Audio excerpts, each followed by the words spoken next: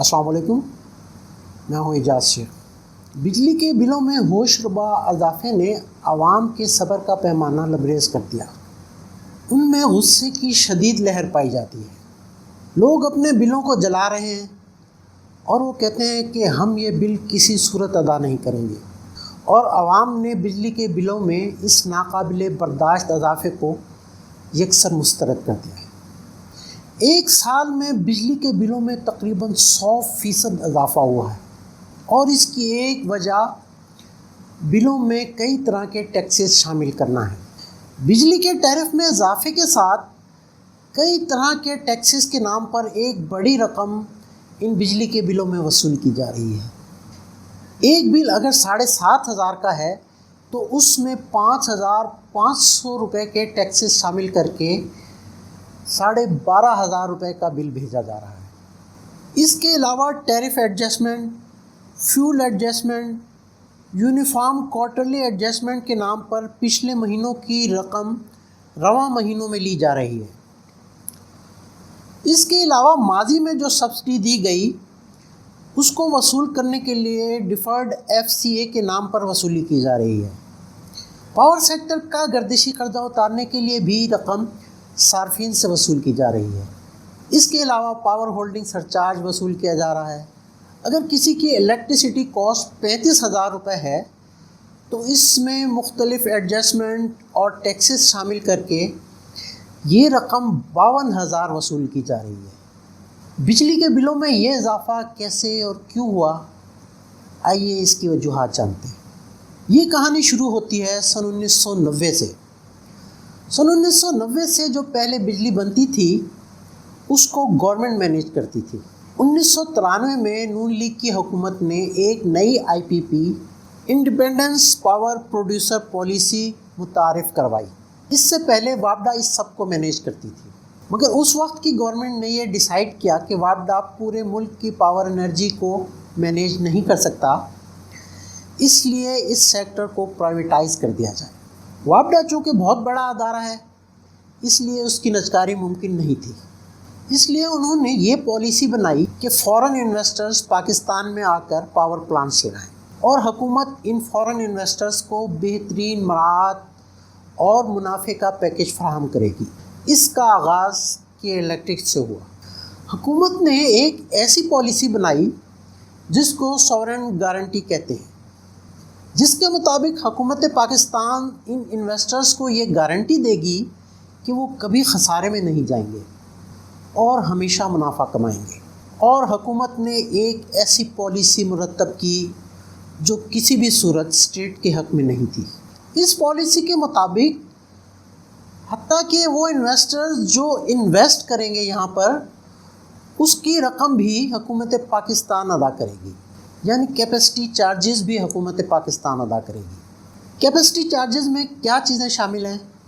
Cost of land purchase, design, installation, administration, taxes, insurance, ڈیپٹ servicing اور return of equity. اب ایسی policy ہوگی تو کون انکار کرے گا؟ اس پالیسی کو IMF اور ورلڈ بینک نے بہت اپریشیٹ کیا۔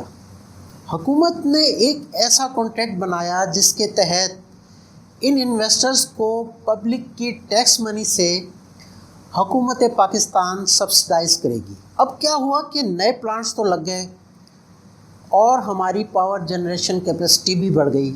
اس کے نتیجے میں آج پاکستان کی power generation capacity 41,000 mega what تک پہنچ گئی ہے، مگر جو ڈیمانڈ ہے وہ 31,000 میگا واٹ ہے، یعنی سپلائی زیادہ ہے اور ڈیمانڈ کم۔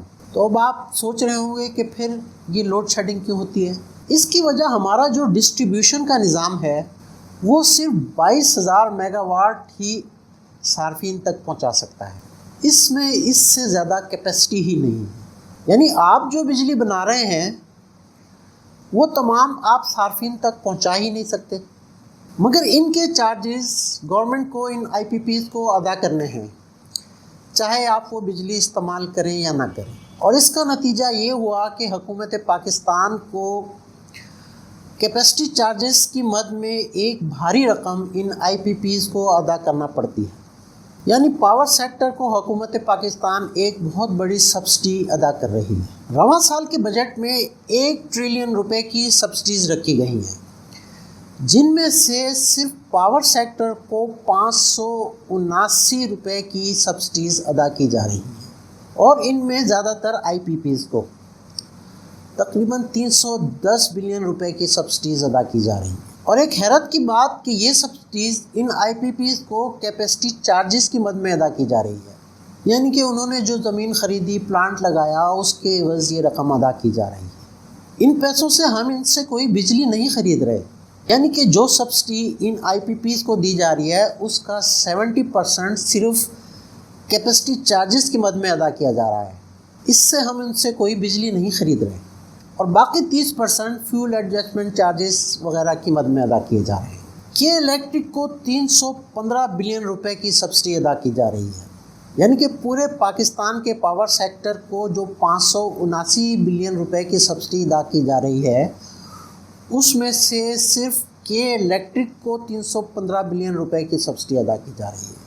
اب اگر حکومت ان کو یہ سبسڈی نہ دے تو یہ بجلی کے نرخ اتنے بڑھا دیں گے کہ قیمتیں آسمان کو چھونے لگیں گی، اور ملک میں لوڈ شیڈنگ انتہا کو پہنچ جائے گی۔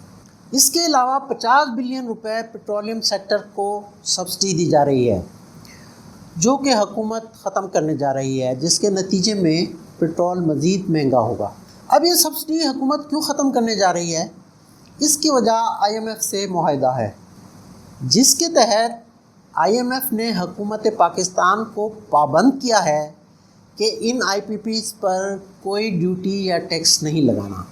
اس کے علاوہ اس معاہدے میں آئی ایم ایف نے کہا ہے کہ ڈالر کا ریٹ اوپن مارکیٹ طے کرے گی، جس کا مطلب یہ کہ ڈالر مزید اوپر جائے گا اور ڈالر کے نیچے آنے کا کوئی امکان نہیں، ڈالر مزید مہنگا ہوگا۔ تیسری شرط جو آئی ایم ایف نے رکھی وہ یہ ہے کہ آپ نے ٹیکسز بڑھانے ہیں اور حکومتی اخراجات کم کرنے ہیں۔ اب یہ ٹیکس بجلی کے بلوں میں، پیٹرول پر لگ کر پورے ہوں گے۔ اور چوتھی شرط یہ ہے کہ انٹرسٹ ریٹ زیادہ رکھنا ہے، جس کے نتیجے میں پاکستان میں پرائیویٹ انویسٹمنٹ ہونے کے چانسز کم سے کم ہوتے چلے جائیں گے۔ آئی ایم ایف کی ان تباہ کن شرائط کے نتیجے میں بجلی کے بلوں میں تیز ترین اضافے سے نہ صرف عوام بلکہ اسمال انڈسٹری بھی تباہ ہو جائے گی، شدید لوڈ شیڈنگ ہوگی اور چھوٹے بزنسز تباہ ہو جائیں گے۔ یہ وہ معاہدہ تھا جس پر حکومت شادیانے بجا رہی تھی اور عوام کو بتا رہی تھی کہ ہم نے ملک کو ڈیفالٹ ہونے سے بچا لیا۔ اور بات یہیں ختم نہیں ہوتی، بلکہ یہ اندازہ لگایا جا رہا ہے کہ اگلے سال ان آئی پی پیز کو سبسڈی کی مد میں 2 کھرب روپے ادا کرنے پڑیں گے۔ جی ہاں، 2 ٹریلین روپیز۔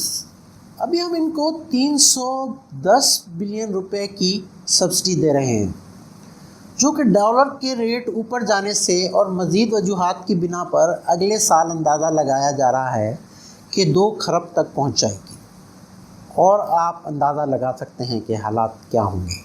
آنے والا وقت عوام کے لیے مزید مشکلات لے کر آئے گا۔ حکومت کی ان غلط پالیسیز کی وجہ سے آج عوام کا سانس لینا بھی دوبر ہو گیا ہے۔ بجلی کے بل عوام پر بجلی بن کر گر رہے ہیں۔ مہنگائی سے بدحال عوام پر بجلی کے بل کسی قیامت سے کم نہیں۔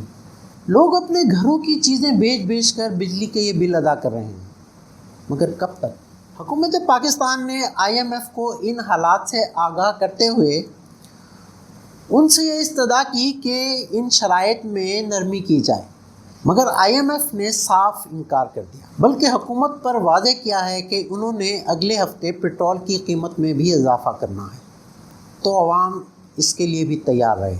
ہمارے ملک کے سارے فیصلے آئی ایم ایف کر رہی ہے اور حکومت آئی ایم ایف کے سامنے بے بس نظر آتی ہے۔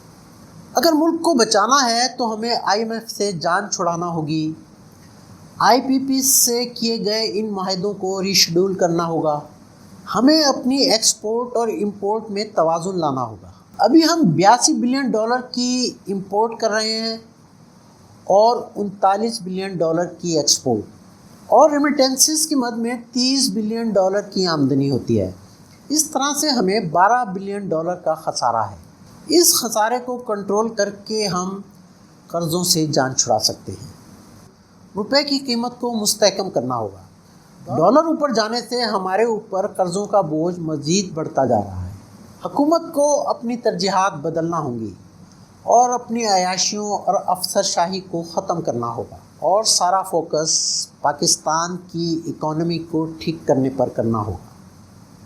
آپ کی اس بارے میں کیا رائے ہے؟ نیچے کامنٹ سیکشن میں اپنی قیمتی رائے سے ہمیں ضرور آگاہ کریں، اور اگر آپ نے ہمارا چینل ابھی تک سبسکرائب نہیں کیا ہے تو ابھی کر لیں، تاکہ آپ کو ہماری آنے والی ویڈیوز پہنچتی رہیں۔ اپنا اور اپنے چاہنے والوں کا خیال رکھیے۔ اللہ حافظ۔